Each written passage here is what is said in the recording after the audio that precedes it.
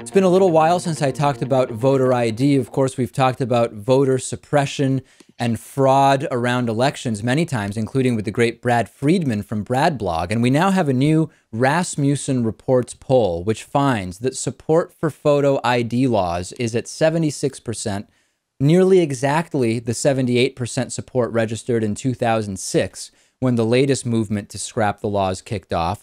58% of Democrats believe a photo ID must be shown before voting, and 92% of Republicans and 78% of voters overall not affiliated with either major party support photo ID rules.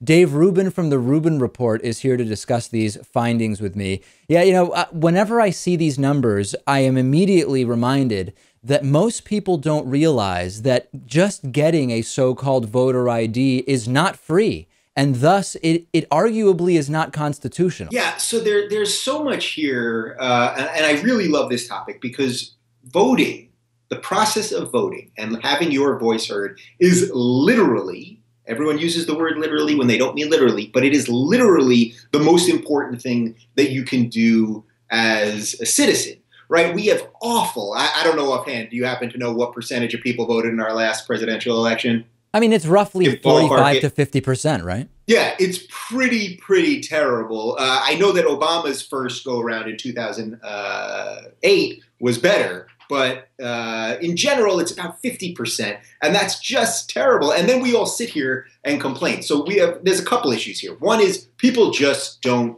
vote, and that may be partly because of voter ID laws, but it's also just because of general apathy, people feeling that the system is rigged against them. It's also because we vote on a Tuesday, which makes no sense to me because it either should be a weekend when more people would be able to vote, or it should be a national holiday. What do you think about that, Pakman? That's what I've been saying for a long time, that it's such an important day that we have to, if we don't have enough days in the year, we have to cancel some other holiday because we need election day to be an actual holiday so people can get out there. Yeah, I've tended to agree with that, although I've gotten some pretty compelling arguments from my audience when I talk about this, saying even if you made it a national holiday, if voting is not compulsory, a lot of people will just take the day off. So that'll give you some marginal increase in the number of people voting, but it's not going to be a landslide, so to speak.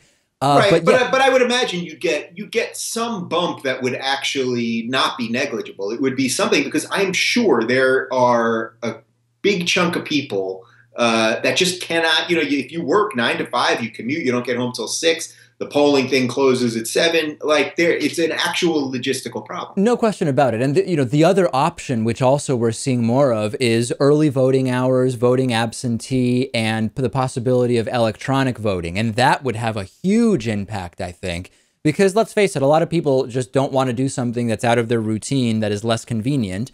And when you combine that with the reality, as Princeton studies have shown us, that when we think we have a democracy, we do maybe on paper, but in reality, it's the legislative priorities of the rich that are overwhelmingly more likely to be made into policy.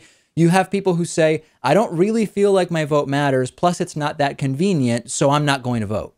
Yeah, I mean, I think people view the system now as so broken that they don't even see that why voting would actually make a difference. So getting back to the voter ID portion of this, do you think that there should be some national card that is free that every citizen gets so that you have to show that when you vote? Because I think that's a pretty simple way of at least taking out some of the X factors here in terms of fraud and all that stuff. Here's the thing. It's simple in concept because you say, hey, the card is free and that's it. If you don't have a card, you can't vote. The problem is when you say, let's go to layer 2, right? How do you get the card? What document do you need in order to obtain that card? And where can you go to get that card? This is where, when the analyses have been done on so-called free voter ID, we find out, well, you've got to have either your birth certificate or a passport, right? Those documents are not free. If you, in order to get a copy of your birth certificate, you may have to get something notarized. If you don't have a notary in your small town, many people live rurally, now you have transportation costs to get to where you can get it notarized. If it's truly going to be free, that's a conversation to have. There's just sort of a misunderstanding as to what free means. Right. So I get that for sure. But I do think you could make a compelling argument that if all you needed was a passport or, something. Look, we all have some documentation, short of the few of us that truly live off the grid. Pretty much everyone, you need an ID to buy a beer. Most of us, the huge percentage of us, have some sort of ID. So I get that there are some financial reasons why this could be a problem, but it seems to me that just walking in, and I know people are going to get angry at me for saying this, but just walking into a polling station and saying I am who I am, that doesn't feel right to me either. But let me counter that with something else, which is, let's assume for a second that it were a huge problem. We had evidence that that's happening all the time. You could make a stronger argument around just that argument, but it's almost non-existent. Right. So I totally get that. The only reason I'm saying it is just anecdotally. I remember one of the times when I was living in New York City when I went to vote, and I didn't have to show ID. And that was the first time I realized, I was like, wow, I just walked in here, said I was, Dave Rubin at my address. But literally anyone could have done it. That just seemed odd to me. But I understand that there's no evidence that this kind of thing and this kind of fraud is actually affecting elections in any way. And that's where I start to get concerned. When you see those, particularly on one side of the political spectrum, trying to, quote, fix a problem that there's no evidence exists, that's a red flag. And that's when you look at the data, you realize, oh, higher voter turnout correlates with the more progressive candidate winning. That really paints the picture pretty clearly for me.